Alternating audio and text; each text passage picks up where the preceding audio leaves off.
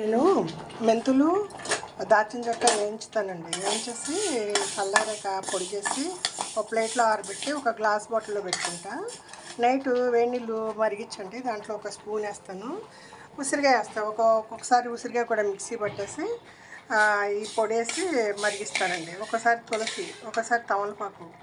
ఇలాగండి మన ఇళ్లలో మరీ అన్ని మందుల మీద డిపెండ్ అవ్వకూడదు. షుగర్ పేషెంట్లు ఉంటారండి, అందరి ఇళ్లలో ఉన్నారు ఇప్పుడు ఇంచుమించుగా. మనం దీనికి ఏం చేయాలండి, ఇంట్లో ఉండే రెమెడీ మెంతులు వచ్చి దాని మెంతులు మించి ఏం లేదండి, మంచి చలవ చేస్తుంది. తర్వాత వచ్చేసి షుగర్కి మంచి రెమెడీ అండి. చిరుచేదుగా ఉంటాయి. మీరు నైటు ఒక కప్పు అరకప్పు పెరుగులో ఒక స్పూన్ మెంతులు నానబోసి అలాగే మీరు పరగడుపున బ్రష్ చేసుకోగానండి పెరుగుతో పాటు నవ్వులు తినేస్తే షుగర్ అసలు మీకు దరిదాపుల్లో ఉండదండి. అలాగే మీరు సరే మజ్జిగలు పెరుగులు చాలామందికి అలవాట్లేదండి. ఇలా వేడి నీళ్ళలో ఈ దాల్చిన చెక్క, ఈ మెంతుల పొడి వేసుకునండి. వేడి నీళ్ళలో నైటే మీరు వేడి నీళ్ళు వేసి మూసిపెట్టి పొద్దున్న తాగితే బాగా డికాషన్ లాగా దిగిపోతుంది.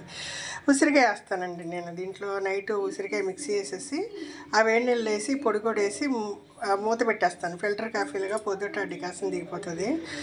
పుల్ల పుల్లగా బాగుంటుందండి. మీకు మరీ కషాయాలు తాగినట్టు ఉండదు, అది పుల్ల పుల్లగా.